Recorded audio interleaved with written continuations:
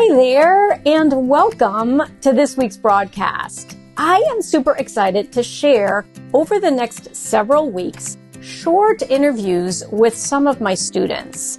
Now, these are students who joined my mini course From Doodles to Dollars, and then they came into my signature program, the Pattern Design Academy. And I think you're going to be very inspired to hear about what they were doing before they learned about surface design and what they're doing a very short time after coming into my hashtag Anne's Universe. Without further ado, let's jump in to this week's interview. I'm super excited to have Martha Brenna. How are you, Martha? Great. And Martha, where are you in the world? I'm in Olympia, Washington.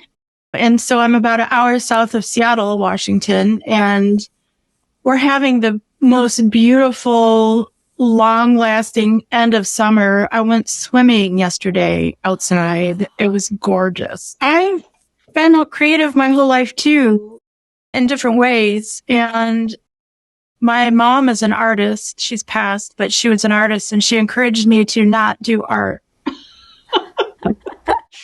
And so all my life, I've been skirting around the whole issue, thinking I'm not supposed to do it. So I also was told at one point, I do quilting. I love old-fashioned things. And so I wanted to spin and weave and quilt, and quilting is what I picked up the most of.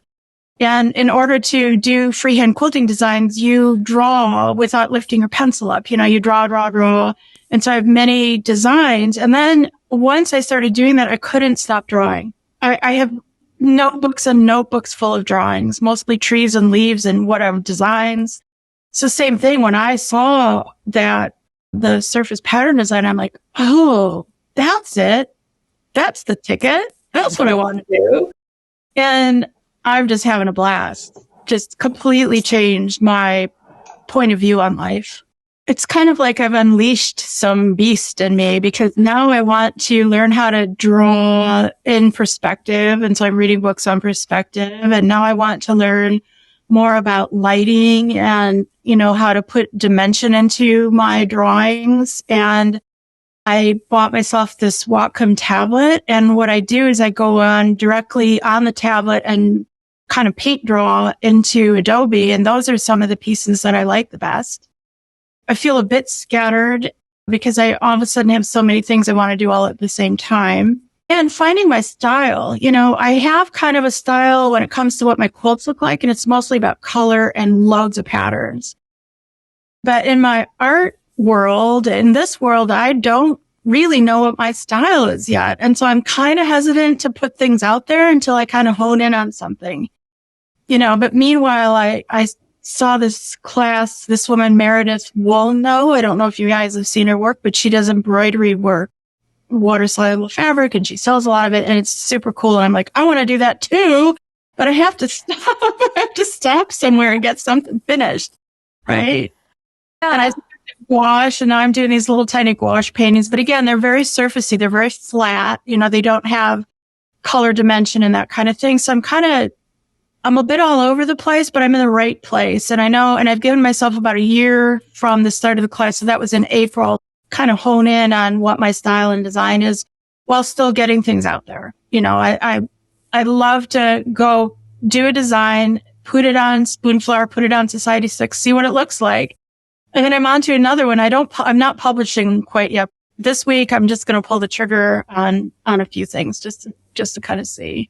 So I have a journal, and I have multiple pieces of paper, and I try to write everything down, little things I need to do, and then big things I need to do, and make sure that every single day I do one thing, like one painting, or get one design designed. And I'm focusing mostly on the painting and the design. Oddly enough, I found that I was missing my quilting, and that when I went back to do some more quilting, I found it very relaxing.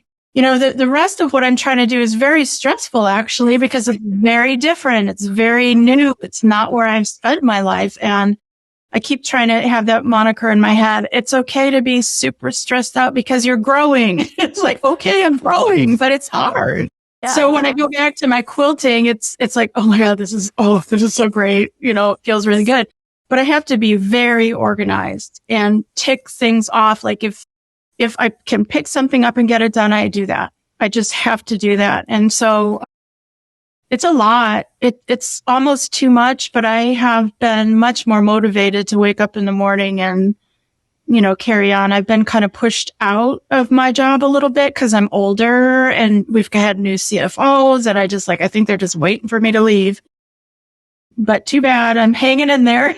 And in the meantime, this is my future. This is when I retire or get pushed all the way out. My intention is to do these things that I've neglected for the past 40 years. And so it's a great place to be. Thank you again so much, and bye for now.